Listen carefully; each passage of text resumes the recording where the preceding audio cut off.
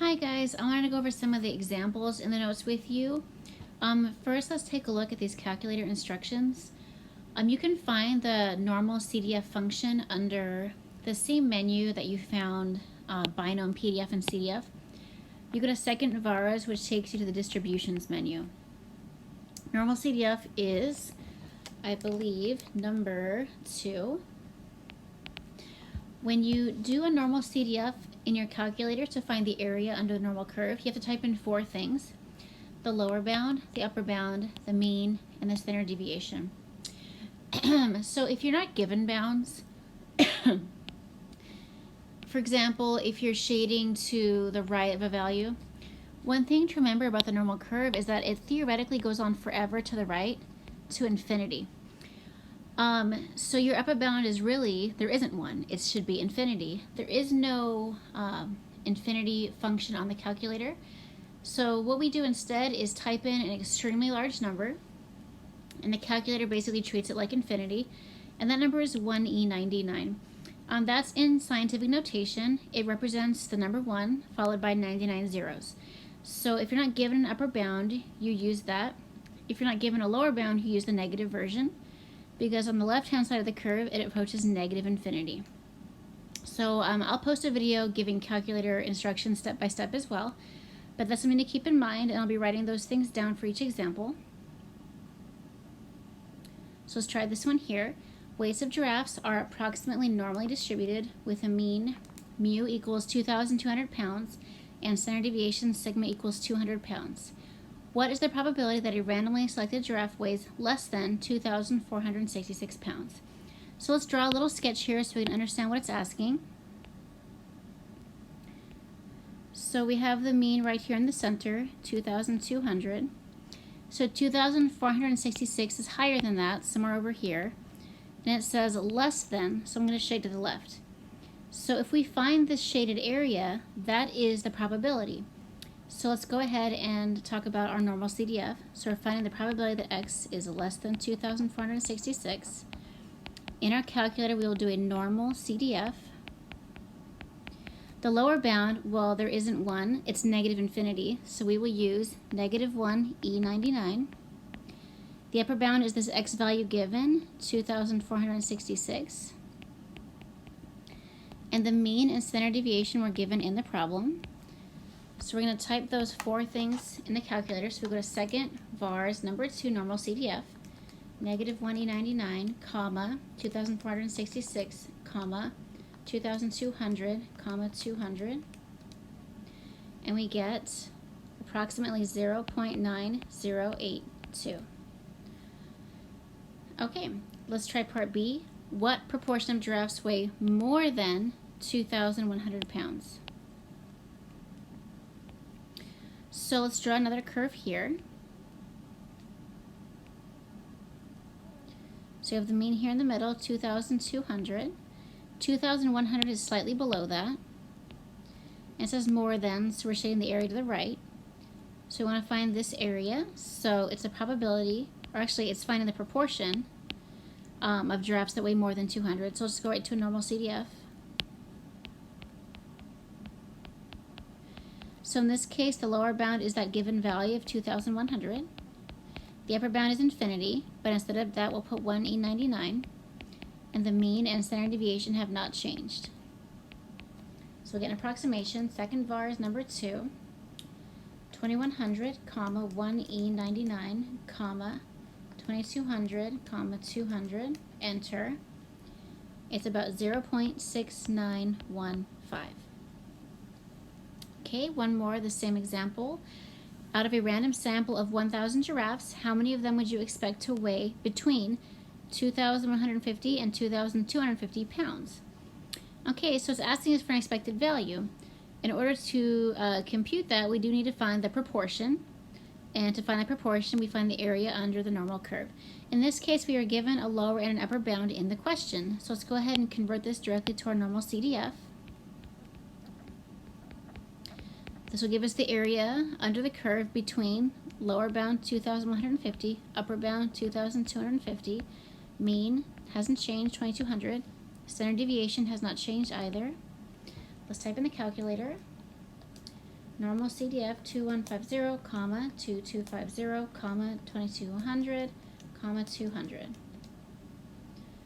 It's about 0.1974. So that is the proportion of giraffes that weigh between those two weights.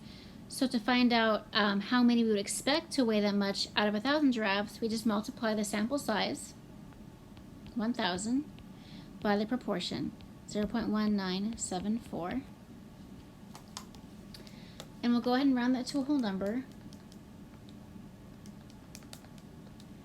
So it's about 197 giraffes.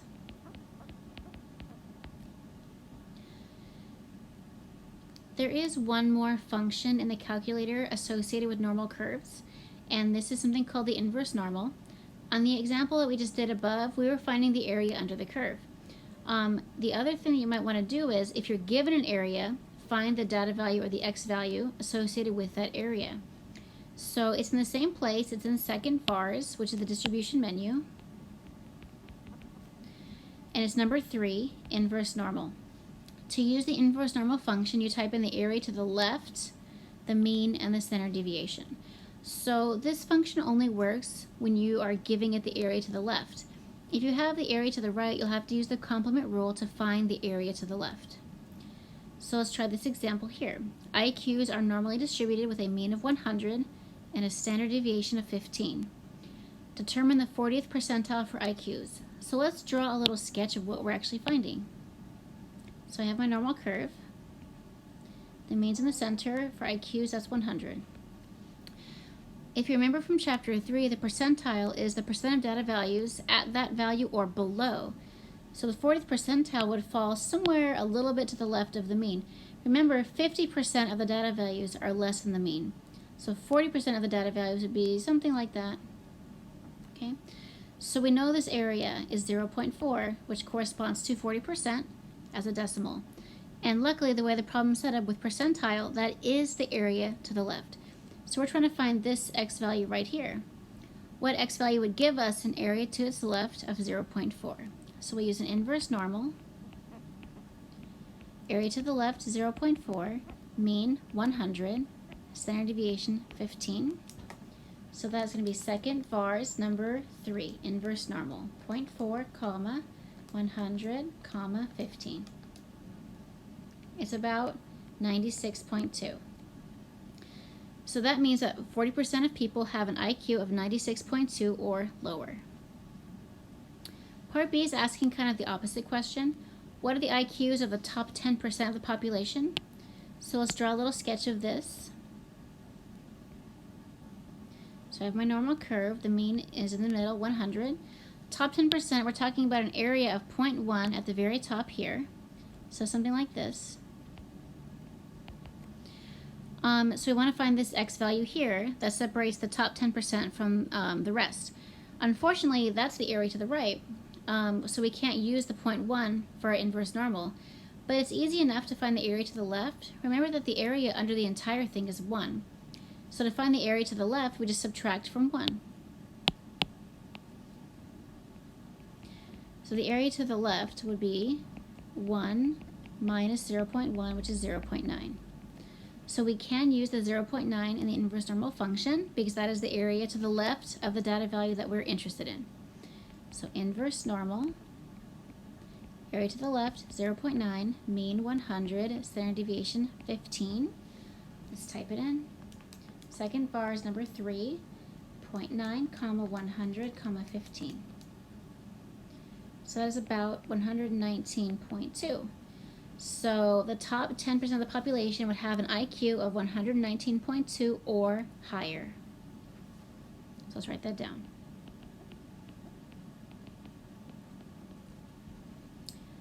Okay, part C, different area question.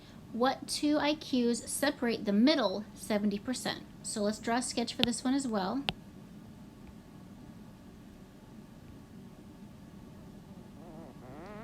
So we have here in the middle 100, and it says the middle 70%, so somewhere in the middle we're going to see about 70% of the area. So you can see here that we're trying to find two values. right? Two values that separate the middle 70%. So we know this area here in the middle is 0.7. Okay, so for these two values, we need to find the area to their left because, as you know, when we use the inverse normal function, we have to only use the area to the left. So let's first of all think about the area in this little tail over here. I know that I've shaded the area 0.7 in the middle. That means the area in both tails is 0.3, which means the area in one tail is 0.3 divided by 2, which is 0.15. So this area in this tail over here is 0.15. So to find that first data value, I can do an inverse normal with 0.15. Mean is 100, standard deviation 15. Let's do in the calculator. Second bar is number 3.15, comma 100, comma 15.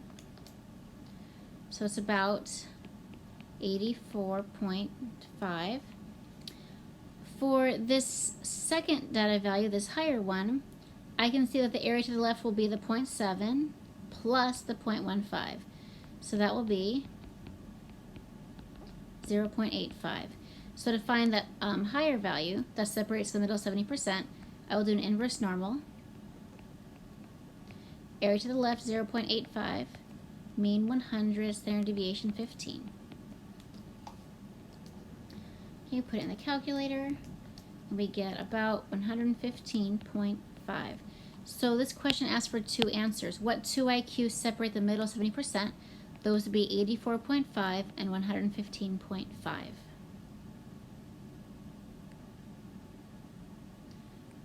Okay, so there's a notation that we're going to see later on in chapters probably 9 and 10 that looks like this. It's a z with a little subscript of alpha.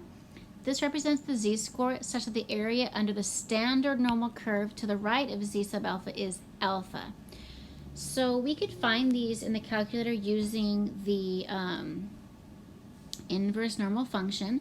Just keep in mind that since the random variable is z, this is referring to the standard normal distribution.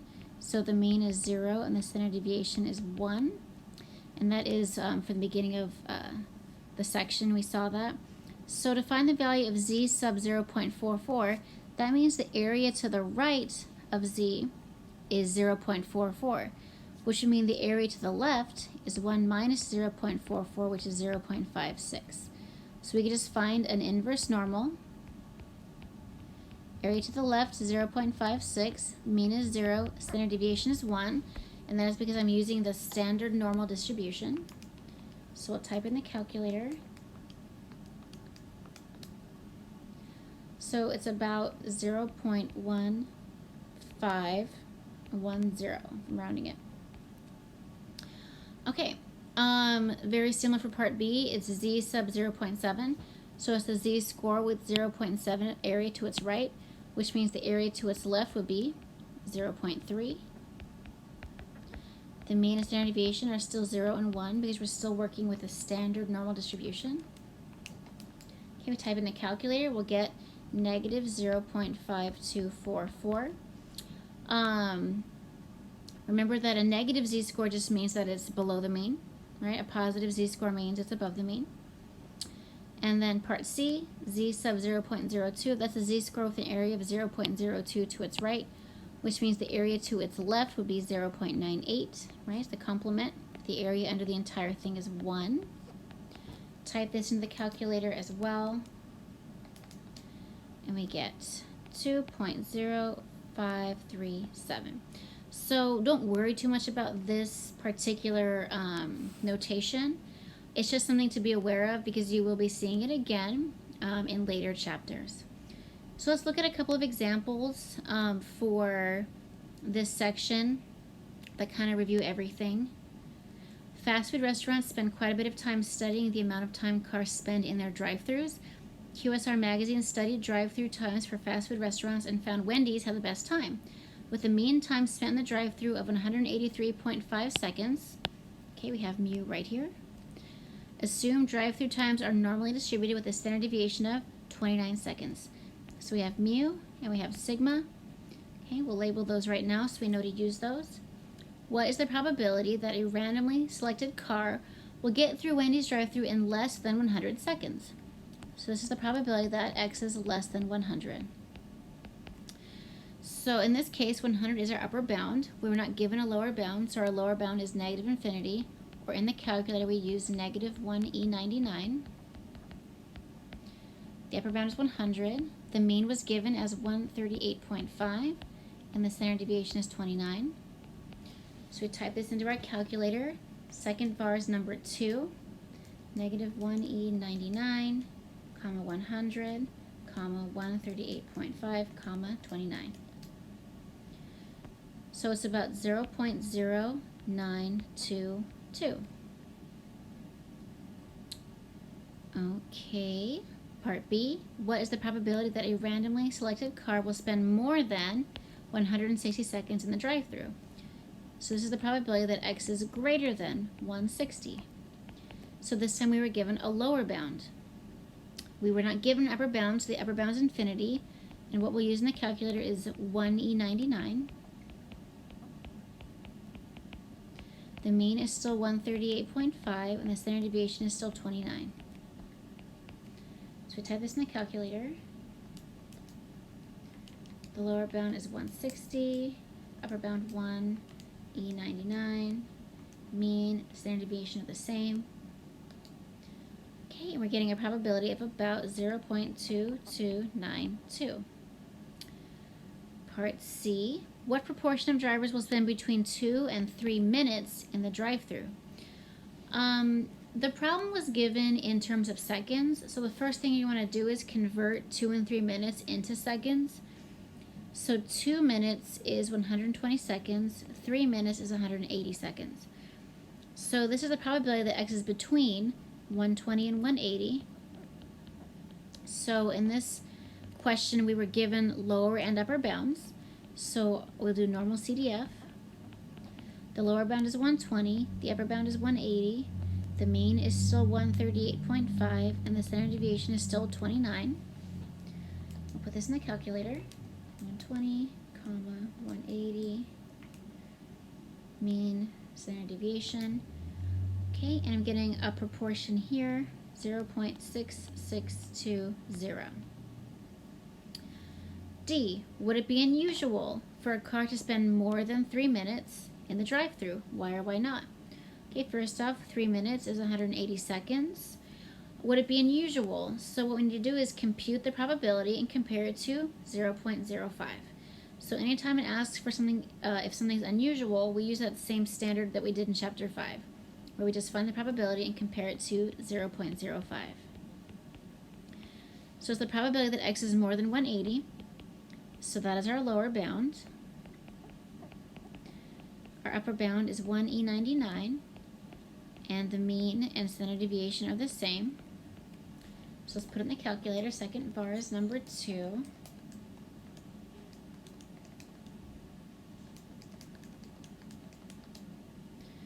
And I got about 0.0762. Okay, so that is a low probability, but it's not low enough for us to say that that event would be unusual.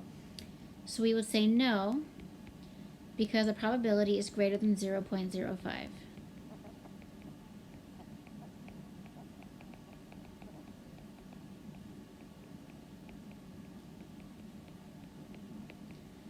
Okay. Let's go ahead and try the next one. The reading speed of 6th grade students is approximately normal, with a mean speed of 125 words per minute. So here we have mu. And a standard deviation of 24 words per minute. So here we have sigma. What is the reading speed of a 6th grader whose reading speed is at the 90th percentile? So this is an area. It's basically the area to the left, because if you recall, percentile refers to the percentage of people who have that same reading speed or lower. So luckily it is corresponding to an area to the left. Let me go ahead and just draw a little picture here. So the 90th percentile is going to be way up here, where the area to the left of it is 0.9. Luckily percentile really matches well with inverse normal. So let's go ahead and do an inverse normal. Percent to the left or the area to the left is 0.9. The mean was given as 125, and the standard deviation is 24. And this will give us a reading speed. And second var is number 3. Type in 3 things. I'm getting about 155.76. So a 6th grader who's at the 90th percentile would read at 155 or 156 words per minute. Okay, let's take a look at the next part. A school psychologist wants to determine reading rates for unusual students, both slow and fast.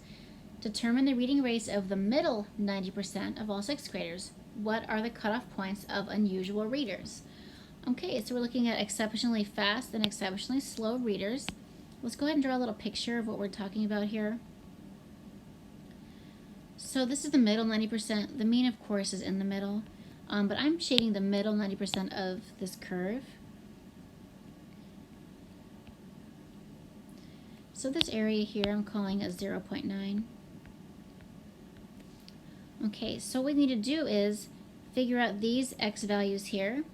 In order to do that, we need to find the area to their left, because remember the inverse normal only works if you know the area to the left. So let's first of all find the area in the tails. If the area in the middle is 0.9, the area in the tails is 0.1. But that's in both of the tails. So to find the area in one tail, like this tail, that would be 0.1 divided by 2, 0.05. Okay, so now we know the area to the left of this x value is 0.05, so we can do an inverse normal. 0.05, comma, 125, comma, 24.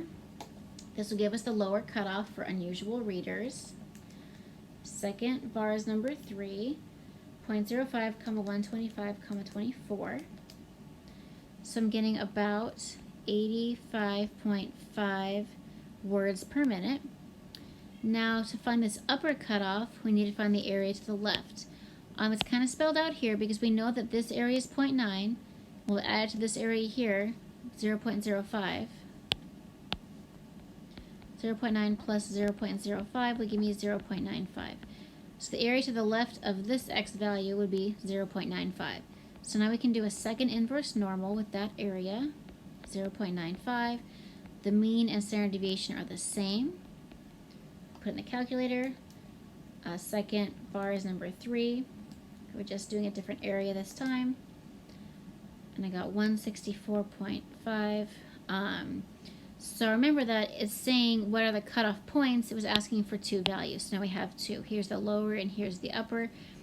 And the area under the curve between those is 0.9. That's how we found those. So we have one final example in this section. Ball bearings are manufactured with a mean diameter of 5 millimeters. So here we have a mean. Because of variability in the manufacturing process, the diameters of the ball bearings are approximately normally distributed with a standard deviation of 0.02 millimeters. There we have sigma. Part A, any ball bearings that have a diameter less than 4.95 millimeters or greater than 5.05 millimeters are discarded. What proportion of ball bearings is discarded? Okay, so let's draw a little picture to kind of make sense of this. So when things are manufactured, they aren't all perfectly exactly the same. So some of them might be considered defective because they're too different from the intended size. So here they want them to be have a diameter of 5 millimeters.